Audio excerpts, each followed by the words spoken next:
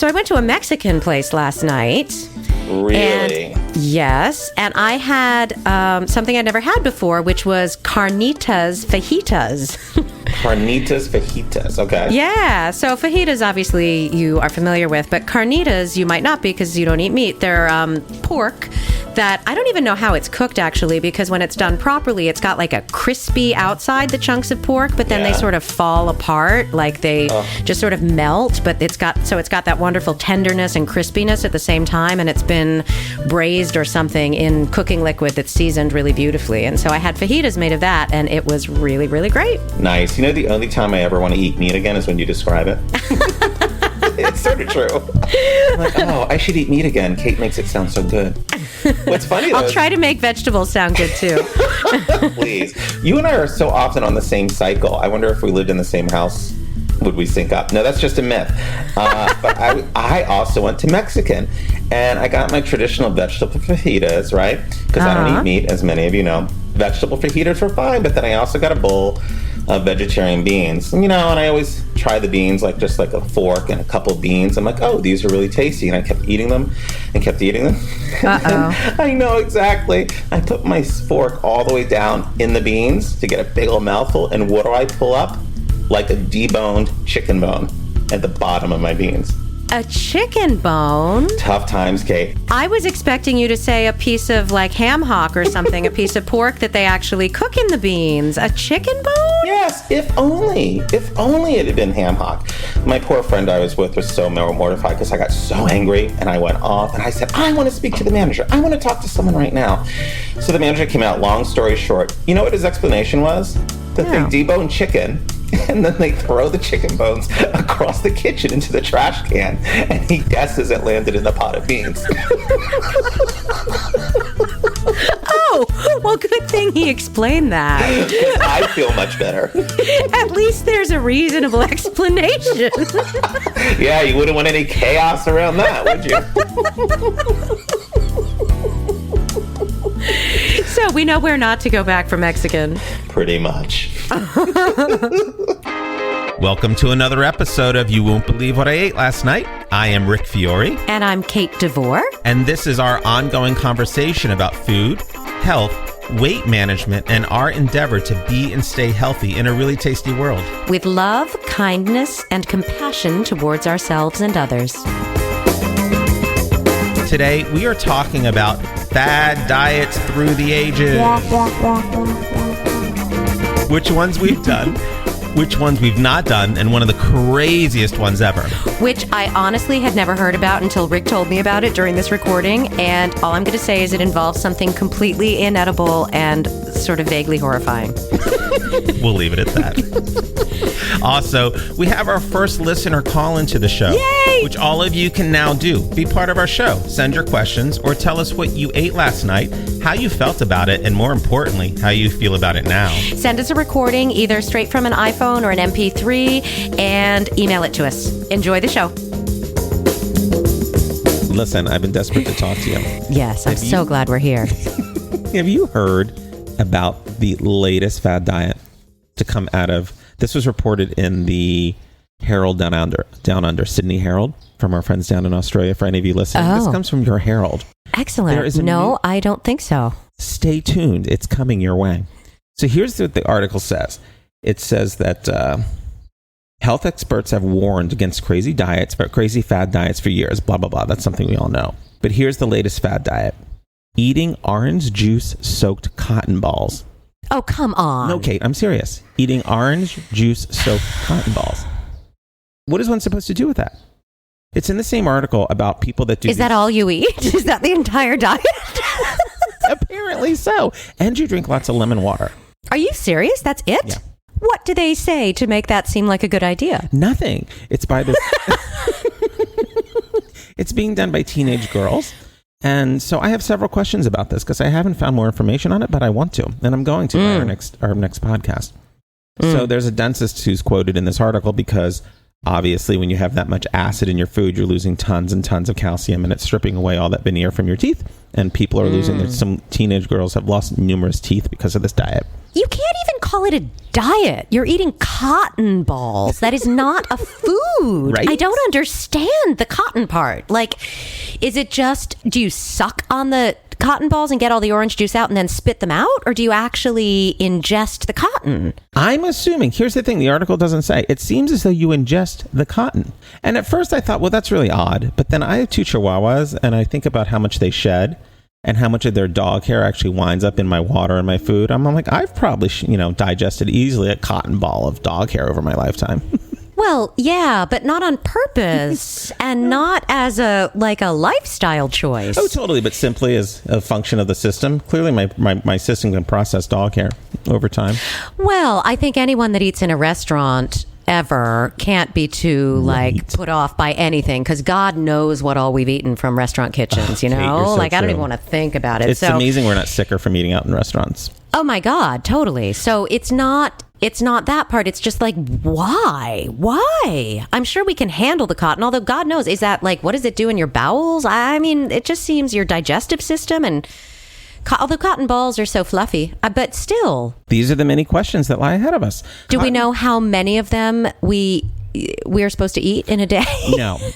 Because my producer handed me this just before we went on air. And I see. And I thought, oh, this is a really great, funny thing to talk about. But we're going to have to do more research. Janice, can you get on that? Next time we go on, I want to make sure that we have enough information to back up this article before you hand me something. Listen, I don't want to hear it. I don't care that your mother's sick. So teen girls in some parts of the country, some as young as 14, have tried the cotton ball diet promoted as creating a calorie-free feeling of fullness and posted their experiences on social media. So there's a link where you can go to check out what they've said. Oh, so the cotton fills you up. Yeah. It just doesn't have calories. Following these that's reports, probably true. There's just no nutrition involved. Wow. This is what I love. Following these reports, health experts said this dietary practice was dangerous. Well, thank God the experts got on board. Because I was and about weighed ready to try in. this. Because I was thinking, well, that sounds like a good idea. At least the experts are here to tell us it's dangerous to eat cotton. And nothing else. Okay, so a fad diet. University of Newcastle professor in nutrition and dietetics Claire Collins said, the best way to spot a fad is when it has crazy ideas. Usually it's something you could not sustain long time, like eating cotton wool soaked in orange juice, says Dr. Collins. For example. Let's just bring that one up. Or not eating fruit, Atkins, or whatever. Yeah, exactly. So, Simply Women's wellness life coach Lisa Mills said the cotton ball diet was apparently started by international models. Like any diet, it would probably permeate down to vulnerable teenagers and young women, which is pretty sad because it's a scary thing to do. Interesting. I am without words. What fad diets have you done in your life? None. Really? Yeah. Oh my God. You're so lucky. whole time, I've been so overweight so much of my life. And as I believe I never really tried to do anything about it. It wasn't one of those things, I wasn't one of those heavy people who was always trying to lose weight and always talking about it. Wow. I was one of those heavy people who just pretended it wasn't there. Looking back, I get that, but I actually never put that together. Yeah, totally. Mm-hmm. Yeah. I never talked about it. I never really tried to do anything about it. Mm-hmm. And on the few occasions where I did try to do anything about it, it worked. Eat less, move more. That's all you ever have to do. That is the only answer to weight loss is eat less, move more than what you're currently doing. That's it. It's not a complicated thing. What if you and eat some cotton. Right. I was just going to say, what if you eat less, move more to go get more cotton balls to soak them in orange juice? Does that count? Exactly. Absolutely. Right. If you don't need any, muscle tone or functionality of your organs, I'm sure eating just cotton is fine. Because what international supermodels really need their organs or muscle tone, to be quite honest? Well, it's also interesting, I guess if I were making that much money, I might be willing to sacrifice my health to do it, maybe. Mm-hmm. Or I could see more of a logic to that than just a random high school girl being willing to, for nothing, for what, it's so sad. It's tough times. Tough times. When I was 13, I was on the Scarsdale diet. I was going to ask you, what have you done? Scarsdale. Which one was that? I forget. That was the one by Dr. Scarsdale, and Jean Turnauer was his wife, and Jean Turnauer, his wife, is the one shot him, right? Right? Totally. Yeah. It's a really great Lifetime movie. And So that I know. I know that he got killed for it, but I don't remember what the diet was. so my mother put me on that diet. My mother bought me this book and told me to go on this diet. And at the first, I'm like, okay, I guess it's awesome. And this is when I'm 13. When I remember, when I look back at photos of myself at 13, I am not fat. I'm definitely chub, but that's about it. Mm-hmm. And so all I really remember from the diet is I remember that the mornings would always consist of a piece of wheat bread, toasted with nothing on it, and half of a grapefruit. Now, The worst thing ever. I hate grapefruit, I hate grapefruit too. which I never liked. To this day, I still don't like, but yet. It's the only fruit I don't like. I mean, what is a grapefruit about? Bitter. Some people like bitter. I have several friends that do. Yeah. well, that's another topic for another day, is our bitter friends. However, yeah. I mean, grapefruit with a ton of sugar, I still don't even like. I just don't love it. I know. Right. I remember that half a grapefruit thing. That was super popular in the 80s. And then I remember opening up my lunch container at school, and it would be a Tupperware container, and lying in the Tupperware container would be a slice of cheddar cheese, a slice of provolone cheese, and then like a slice of ham and a slice of salami. That's it? Yeah. I don't remember eating anything else. So well, there's protein, but I guess I don't even understand the premise. That also already seems similar to somehow, I was going to say it's like the South Beach diet or the Atkins diet, but not completely, because on Atkins, you're not supposed to eat any of the bread. But then no carbs. Cheese, you couldn't have the grapefruit or the bread on Atkins. Yeah. Did you ever do Atkins or South Beach? No. I did Atkins. Wow. What else did I do? I'm sure it works. I just find my intuition has always been the best thing to do is to eat relatively small amounts of healthy food. That's always been my instinct. And so this other thing has always seemed like none of it seems like a good idea to me. Yeah, go ahead. For whatever reason, I always was like, well, just losing weight for that. Like, I think I always saw the temporariness of it. I always saw ahead to, yes, maybe I would lose weight on it. I would suffer. And yes, I would lose some weight to no end. I wouldn't be healthier. I would undoubtedly gain it back. Like, there was just no point. That's a really great word, the temporariness of it all. That's really good. So we're really excited because we have our first ever listener comment we're about to play for you. Please send us comments and questions. You too can be this famous. Hey there, this is Rebecca calling from Atlanta, just giving you some feedback on diets. So since the age of about 15, I've done pretty much any diet you can think of. I was thinking back, did the Scarsdale diet where you ate like grapefruit and cottage cheese, did the cabbage soup GM diet, which basically is a diuretic and really good for constipation, but not lasting results. Did Jenny Craig. I literally cut my tongue licking a can of tuna salad because it was like an ounce portion, and I was in college and I was desperately trying to lose weight for a show. I did Weight Watchers and I realized I don't like math. I did the South Beach diet. I got through phase 2 and I became really cranky. It's amazing how many. The Atkins diet, you just don't poop. If you're okay with that, then you can lose some weight. It's just you got to take something for the other problem. I did a diet where you slept more. That didn't do a whole lot, but my skin looked great. The times that I've really lost weight and kept it off have been when I keep myself accountable for the exchange of calories and exercise. So like a fitness app, like the Fitness Pal, I lost 60 pounds doing that and going to spin class. But then I had a baby, and now I use the fitness app and I use an activity tracker built into my iPhone, and I just tuck my phone into my bra and I get my stroller and we walk 3 to 5 miles a day. Because I had some abdominal muscle issues after I had the baby, I can't do CrossFit and stuff like that anymore. I find that the biggest struggle with food is I always go back to the idea that comfort foods, baked goods, and sweets are a treat or a reward for myself, and I've learned to supplement that with giving myself more water. I read a great book called Bringing Up Bébé, which was about raising French kids. And they talked about how French women don't ever seem to look pregnant right after they've had the baby. They look like supermodels. And one of the best pieces of advice they said was, instead of indulging, have yourself a glass of water or a carrot or an apple. And I thought, man, when I was pregnant, I ordered a cookie cake that said happy baby with as much frosting as they could fit on the cake because I thought I earned it by being pregnant. Our society has a warped view of how food relates to our body. And as women, we have a warped view because food becomes almost a sort of prayer. You go out with your girlfriends for, a rich, flavorful meal.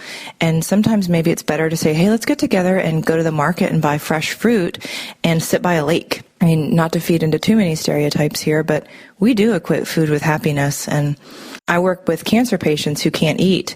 And one of the constant themes is, when can I sit down with my family again? Or you hear of spouses hiding because they're embarrassed to eat in front of their loved one. Food is a big part of who we are in our culture, and the battle with weight is constant. I don't ever think it's something that you win or lose, but I do make it a point to pay attention to hunger cues. And as I feed my daughter, I try to instill that in her, because as she begins to develop a relationship with food, I want that to be a healthy one. I hope that helps your discussion, and I really enjoy listening to your podcast. I do tune in. Thanks. Okay, so Kate, one of the most interesting fad diets I read about was, did you hear about the tapeworm diet? Yes, I did. Doesn't that sound tasty? Oh my God. Yeah, the parasite diet, I saw it called in the 90s. It came about. Exactly. And it said that Maria Callas was rumored to have done this diet. And I just love how it's basically a parasite that basically works its way through your system. Yeah, you allow a tapeworm into your digestive system, because when you actually get tapeworms, you lose weight because they suck all the nutrients from you. So that's the thinking. Yeah. Yum. Can you imagine? Like, I really often wonder, because you see, all the shows on like the science channels where they actually show all these terrible parasites in your system. Yeah. And then the idea of them eating your way through all of your intestines, it just makes me so upset. Oh, it's deeply upsetting. Yeah. Several of these are actually traumatizing, I think. But starting back at the first one that I found in the history is a vinegar diet, which was from 1820, which I think is interesting because now there's this huge apple cider vinegar craze, right? So it's come back around, I think, in a lot of ways. And when I was in, I think it was Turkey, I was in some ancient underground city that was thousands of years old. And one of the sort of troughs they had there supposedly was where they kept the vinegar, which was one of the most important things because it was a disinfectant. It was, I can't remember what else, but it was sort of like if you could only have one or two things on a desert island, apparently vinegar would be one of them because it's so useful in so many ways. Wow. Nice. Mm-hmm. Did you ever, in the 1920s, there's also this thing called ready for a lucky instead of a sweet. Have you heard about that one where you smoke cigarettes? Yeah. Now, I never smoked cigarettes, but I always wished I had because they always seem so thin. Yeah. And apparently they were touting the nicotine weight loss thing to try to make it more acceptable for women to smoke. So that was one of Lucky Strike's many campaigns, right? Was reach for a lucky, the cigarette diet. You can trust cigarette companies too. I'm sure it was good. Oh, absolutely. Yeah, for sure.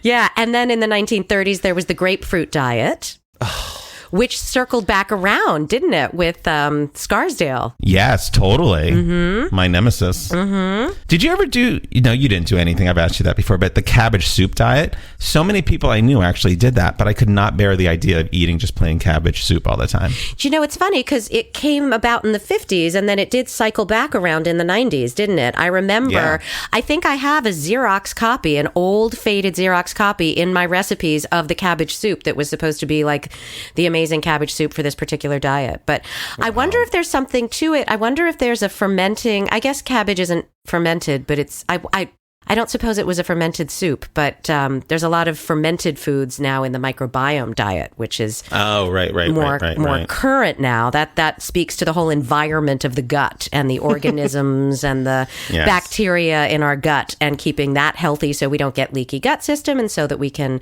generally have a healthy environment for stuff. And I know that fermentation is something that's applauded in that diet. It's all about the gut nowadays. It is.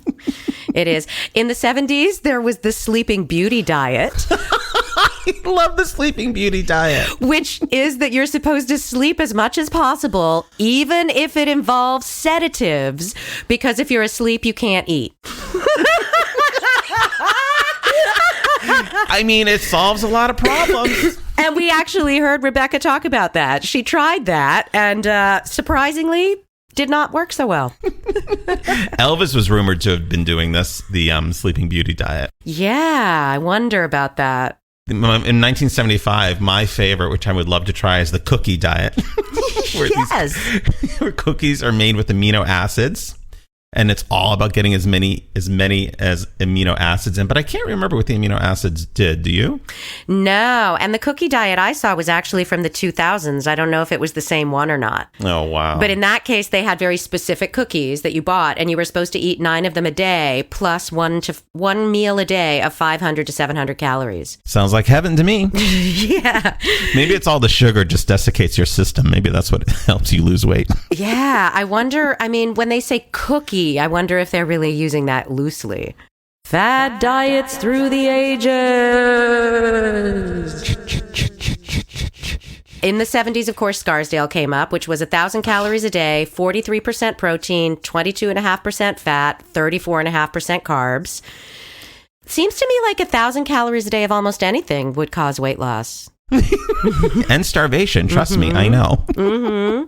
And then shortly on the heels of that was the fruitarian movement, which actually Jason Robel mentioned, I think, in our podcast that was our last episode, people who eat just fruit. In the 70s, there's also is when Slim Fast came around for the first time, which I did. I did Slim Fast. I remember 67 since I was 10, and I don't remember why I was drinking. So that means I was 10 years old and drinking. Well, I don't know if that's when it came out. But I do remember at some point going into school with Slim Fast in my lunchbox.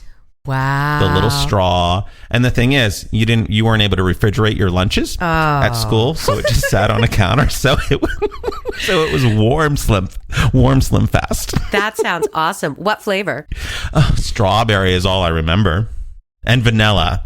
And I hated vanilla less than I hated strawberry. And it would just suck up through that straw, all warm and nasty. I remember drinking warm strawberry milk, even like just Nestle's Quick strawberry milk when I was a kid in England. My grandmother would serve it and they didn't have a refrigerator. And so I would have warm strawberry milk. And it was not my favorite. So I can imagine that warm strawberry Slim Fast would be really not my favorite either. And no one ever made fun of me because of it. God, no. That would be a really cool thing. And I bet everyone wanted to trade. I remember trading lunches. Slim Fast would have been a really big one, I bet. People were lining up to get my Slim Fast. My God, Kate. Listen, we just got a posting on our Facebook page live during the show. How amazing. Let's take a look. This is actually not at all true. We did not just get a posting live, and it's also on my personal Facebook page, not the podcast page. So unfortunately, we can't direct you to it.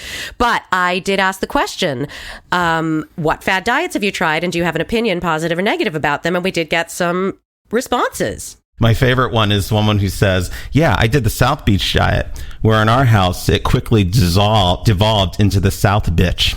Yeah, it made you cranky, but it worked. However, it was also impossible to maintain. And that has been a theme with these, is that they're impossible to maintain. My favorite is somebody who spent 1 month as a Buddhist monk and had 1 meal a day with copious walking, chanting, and meditation, and he lost 16 pounds. And I happen to know that he was in Thailand when he did that. So there you go. See, that's what I want to go to Thailand for, to lose weight. That's the only reason I've ever wanted to go. Yeah, there you go. Just become a monk. That sounds like an easy solution. I don't know if that's considered a fad diet. And I also like somebody else's who says the master cleanse would be fabulous if I could add vodka in a cheeseburger. Vodka and a cheeseburger solves a lot of problems. Gotta love it. She's actually right. The Master Cleanse, I realized I have done a fad diet. Since you asked me before, I said no. I realized I have done, but not really. And the Master Cleanse is the lemon juice, maple syrup, and cayenne pepper. And I have actually added that into a really raw food cleansey period for a week or two when I was doing some sort of purification, and it's really delicious. I actually really liked it a lot. Yeah, I have no idea if it wasn't particularly for weight loss. It was for cleansing. I was just trying to be as clean as possible, and I gave it a shot. I have no idea whether it worked or not. Nice. All right. I have one word for you, Kate. What's that? Dexatrim. I did Dexatrim. Did you really? I did. And I don't even remember how I got it, because I remember it being illegal for young people to buy it because it's obviously a stimulant. And then I remember taking it to school, and basically I felt like I was popping pills because I knew it was wrong, that I shouldn't be doing it for someone my age to be doing it, because I probably was like 14 or 15. So I just remember sneaking around the Catholic school, and then like after lunch, before we went out to recess, popping one out of my pocket and throwing it in and hope no one saw it. You druggie. Well, you know me, Kate. I'm big on the drugs. Yeah. Well, in 2004, really. No, I know exactly. He's not. That's the joke. But in 2004, they banned ephedra, which was, I think, what was in it. And I actually looked into this, and now Dexatrim still exists, as does Hydroxycut. Remember Hydroxycut? Hydroxycut, I do. And they both still exist, but from what I can tell, they're now made mostly of herbs, caffeine, and chemicals, is basically what it looks like. Oh, wow. But they seem to now not at least kill you. Speaking of fad diets that kill you, my favorite is breatharianism or aeritarianism, which I is... remember that. Yeah, a spiritual practice where people literally survive on air. They don't eat or even drink water for a long period of time, and there have been a number of deaths reported from that. Do you remember that vegetarian restaurant in Prague? They actually talked about aeritarianism on their menu. Yes, totally. Yeah. I remember that. Mm-hmm. We'll have to put that name up there. When we were in Prague, we found one of the best vegetarian restaurants ever. Oh, it was so good. And we can't really talk about fad diets without the maha of fad diets, Oprah's liquid diet. Remember that? Oh, right. What was it, though? Do you know? All I know, it was liquid. I think it was just juices and waters and soup. Well, it couldn't have been. It had to be really sort of low calorie. But all I remember is she came out saying she'd been on a liquid diet forever, right? Hauling that wagon of fat with all the fat she lost. Which I don't even remember how much it was at this point. She wanted to fit into her like particular size Calvin Klein jeans. Right. And she did on that day. She came out and she was in these tiny, tiny Calvin Klein jeans. Yeah. I think it was a medically supervised one, because I have a friend who actually listens to this podcast who did a medically supervised radical weight loss thing, and it involved, I think, primarily liquid as well. Oh, so interesting. I think that's what Oprah did. I think it was actually a specific thing that a clinic gives you. So what's so funny about that is I remember her saying on that show is that she did that show. She went out that night with everyone to celebrate, and she just ate this huge meal and just kept eating one meal after the other right then, and it just obviously came right back on. But we love you, Oprah. Yes, we do. We also have the Pritikin diet in the 80s, which What's that one? I don't know that one. Pritikin was low fat, high carb. So I don't think it stuck around very long. So it was basically unlimited things like pasta and potatoes, but actually no fat. So really not particularly, I think, sound. Right. There's also the Zone. Oh, yeah. Remember the Zone? I forgot Everyone was about talking the about getting in the Zone. What is that? That it's a very specific combination, a ratio of carbs, fat, and protein. Oh, so is that like the food combining? Yeah. Okay, because I know that was one is food combining. There was also the blood type diet. Oh, I remember the blood type. Yeah. Mm-hmm. The baby food diet, I'm a fan of. Oh, totally. Oh, there's something comforting about the baby food diet. Fad diets through the ages. I also was a real big fan of learning about the Daniel plan. Did you find that one in your research? What is that? It's apparently about following the diet of young Hebrew men in the book of Daniel. Really? Mm-hmm. So in some ways, I think it's akin to paleo in that it's looking back and trying to recreate what people ate at another time. I get it. So I'm just sitting here shaking my head. Yep. Yeah. Staring at Kate. And I think there's undoubtedly also a spiritual element to that one as well, unlike a lot of these other ones. Breatharianism has that, I guess. Remember your friend, what is her name? Your friend, Gwyneth Paltrow. She really made famous the macrobiotic diet. Remember that? Mm-hmm. Yeah. And I also remember that as the beginning of her downfall when everyone started to hate her. Yes. right? I guess so. Remember? Yeah. And still hate her.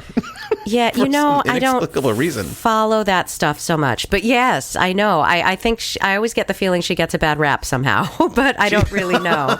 She does. And then they really jumped on board. Remember when she got divorced? What did she call it? Oh, conscious uncoupling. That was the new phrase, which is a really beautiful phrase. I love that, actually. Yeah, I think she can do no right at this point is kind of my feeling. Pretty much. But she's making a fortune with her website, so there you go. Yeah, that's called Goop. Is that right? Goop? Uh-huh. There we go. See, I know some things. You know some cultural things. I know a few things. Speaking of those, I had thought that the DASH diet was a fad diet, but then when I looked it up, I saw that it's actually for reducing sodium. It's a low sodium diet. Oh, okay. Well, that's good because I just thought the DASH diet was something the Kardashians created. It does sound like that. And the Kardashians are one of those names that I know. I know those people are famous, but I don't actually know why or what they look like. And trust me, it's really great that you don't know that. Yeah, I'm okay with that, actually. Yeah. No brain space needed to be taken up with that. Yeah, totally. Right. So paleo is a very trendy fad diet, which is supposedly about eating like cavemen did. Although a lot of people say that ancient humans were mostly vegetarian and had occasional protein, and that a lot of that came from insects. I don't think they were out hunting salami and brie, but which, funny enough, I do go out hunting a good brie. Oh, I certainly do. Absolutely. So, yeah. But so paleo is about reducing particular types of carbs, it seems, really. Right. In 2006, I remember reading about the Beyonce diet, which is really just hot tea and lemon juice and cayenne pepper. Oh, so it's similar to the Master Yeah. Cleanse, right? And there's also something called the Hollywood Miracle Diet, which is basically a juice fast. Let's see what else. Atkins, of course, which is low carb, not sustainable because it cuts out whole food groups, is the general wisdom on that. Oh, I did Atkins. Yeah, you did. And how'd that go? You know, I lost a lot of weight because part of the whole thing is what you do is how you eat. You get into this state called ketosis, where a lot of weight loss happens, but ketosis is not meant to be sustained for an extraordinarily long period of time. So it actually can be sort of damaging. One of my favorite current ones is the Beverly Hills diet plan, which consists of 8 ounces of prunes for breakfast, unlimited strawberries for lunch, and a baked potato for dinner. You know, and too much to take. The comment about that on the website where I got this information was, it's very low in calories and not recommended. So in case anyone out there was thinking that sounded like a good idea, we're going to suggest maybe not so much. Put the prunes down. The Whole30 is another current big one. Which right? one is that? I didn't. The find that Whole30. It's basically a 30-day cleanse. It's 30 days of super clean eating, with the idea being to reset your metabolism and get a new relationship with food. No grains, sugar, dairy, alcohol, legumes, stuff like that. Dr. Oz shows up in these as well. Not necessarily that one, but he had a lot of fad diets going on. Right. There's one last thing I want to talk about, which is HGC, called human chorionic gonadotropin. Easy for you to say. It is, which is a hormone that is either taken through injections or a spray or something. And somebody on our Facebook page has had really good results with that as well. So the basic summary of everybody and everything is that while any of these things could potentially lead to weight loss, they're not likely to lead to maintaining that weight loss, right? Exactly. Yeah. And not necessarily any type of sustained health in the long run. Right. Exactly. All right. Well, enjoy and eat healthily, people. Okay, here is our big takeaway. This is just a great reminder that any way you decide to lose and manage weight loss has to be sustainable. Something you can and want to do for an extended period of time, say like your entire life. Yeah, not to be depressing.